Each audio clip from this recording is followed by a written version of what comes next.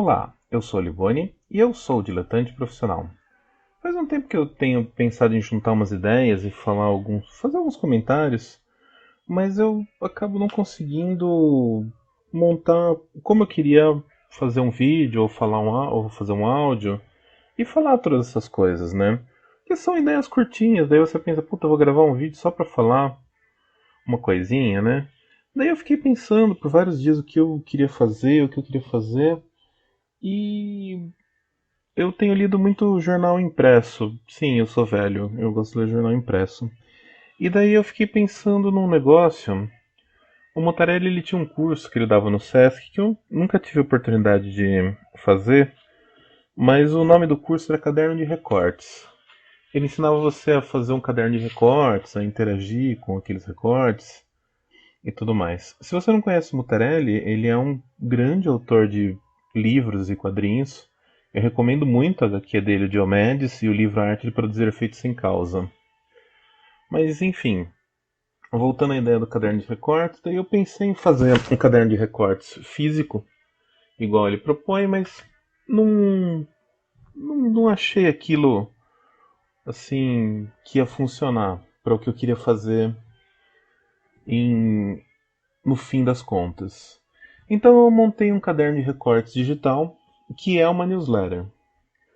Então é o seguinte, vai ter um link aí nesse vídeo, lá no post, e você vai poder se inscrever e vai receber essa newsletter com alguns comentários, algumas coisas que eu vou recortando aí durante a semana e juntando num texto. E eventualmente eu também vou transformar em vídeos aqui ou podcasts, mas a ideia é ser a newsletter e mandar para as pessoas. Então se inscreve aí no link para você acompanhar. O que eu queria falar essa semana, uma das coisas que me chamou a atenção e que eu tenho pensado faz um tempo, tem esse lance das criptomoedas, né? Esses dias saiu uma matéria sobre o Bitcoin despencar, né? Sobre a queda abrupta que o Bitcoin teve, duas quedas seguidas, né, na verdade. E a cada movimentação, cada momento, o Bitcoin ele oscila e ele não oscila pouco, ele oscila de forma astronômica. E um amigo estava comentando sobre isso, falando: pô, você viu o Bitcoin como caiu? E eu falei para ele que o Bitcoin ele é um verdadeiro exemplo do que seria uma moeda sem regulamentação. Hoje, todas as moedas flutuam. Existe um sistema de câmbios, uma bolsa de moedas que funciona 24 horas para quem gosta do day trade, do trade de ações, etc. O câmbio de moedas é meio como se fosse o crack, porque é um negócio que nunca para, é um negócio que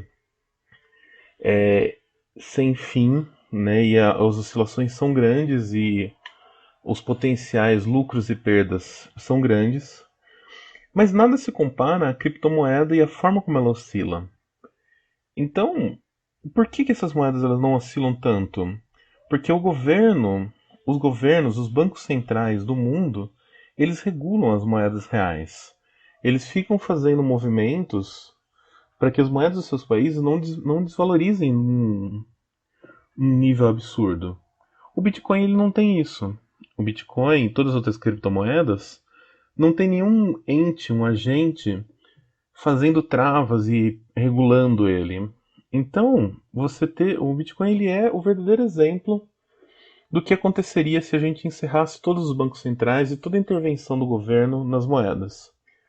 É aquilo, você teria ali o seu salário em bitcoins e hoje você teria um dinheiro para pagar as contas do mês inteiro.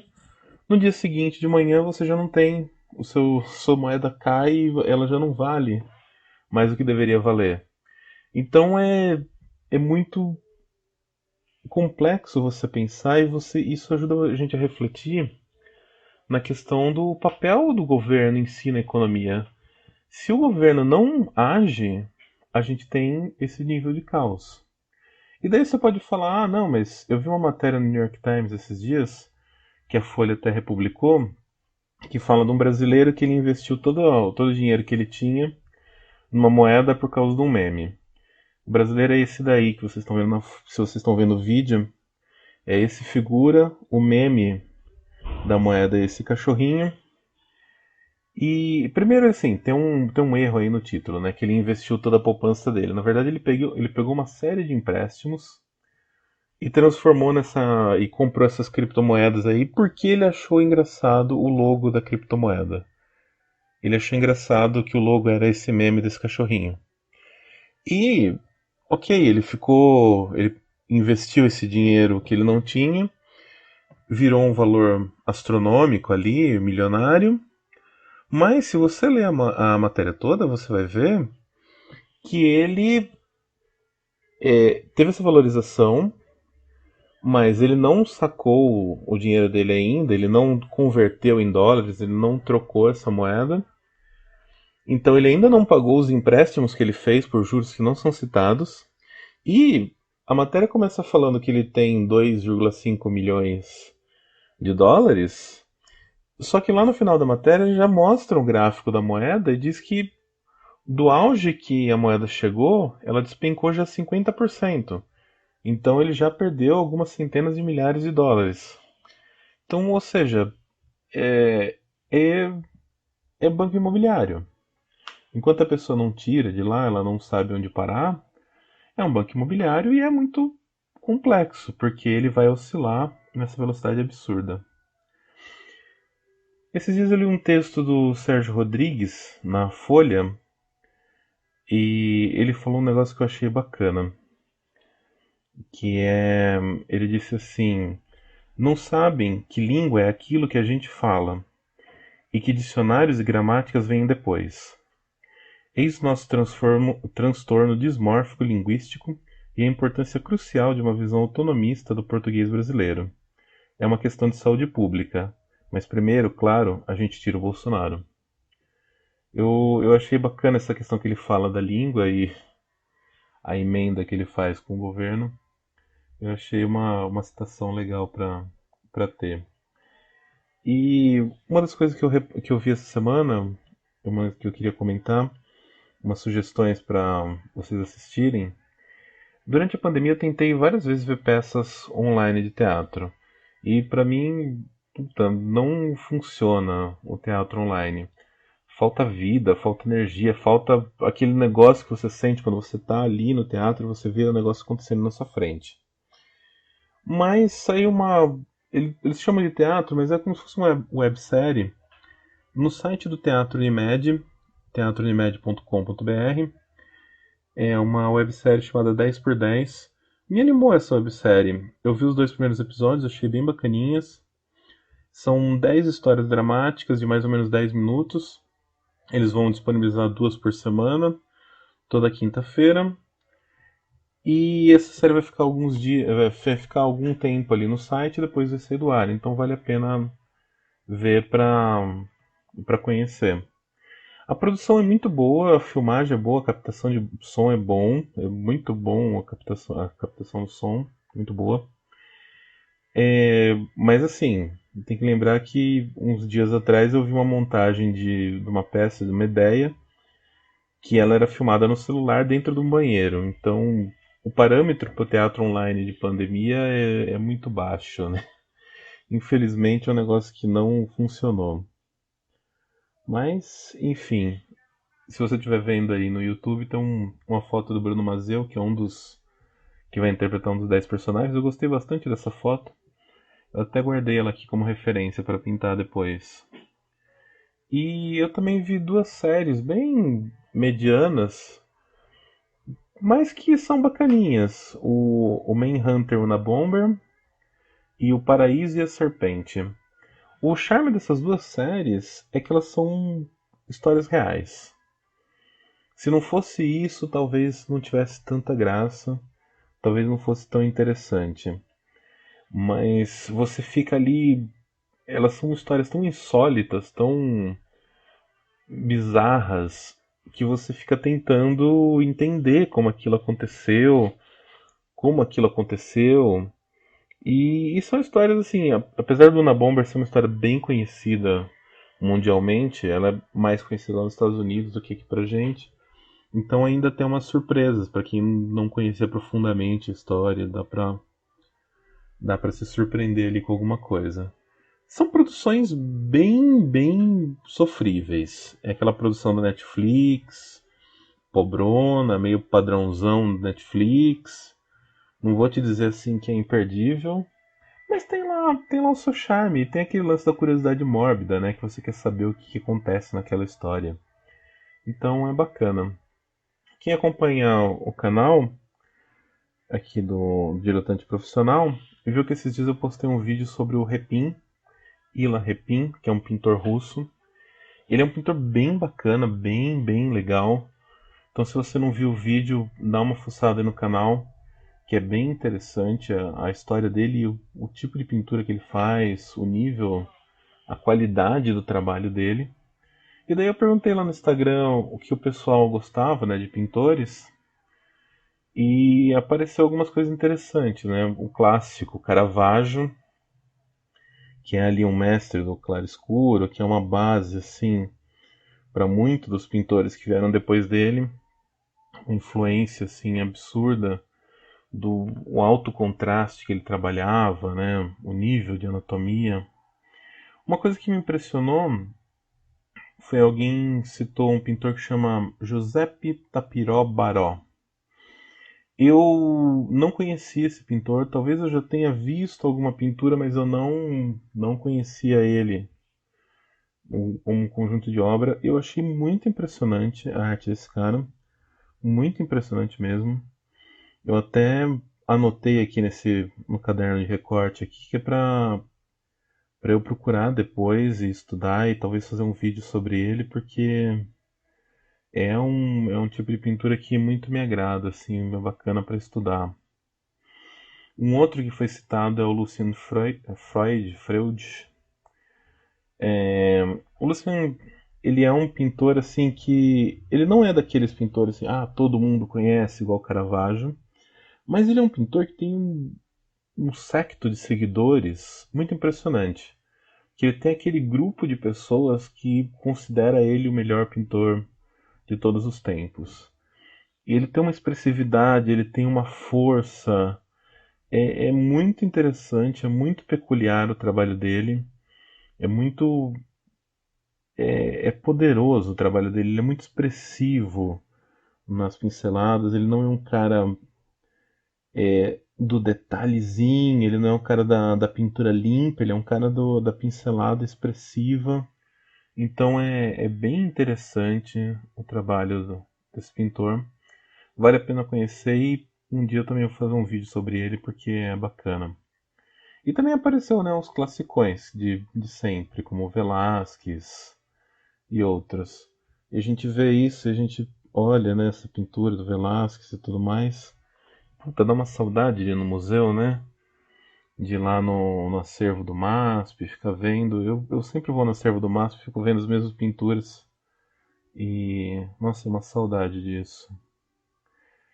Mas, né, como a vida não é só essas questões artísticas, tem lá, tem uma série de notícias surreais que a gente vê, né?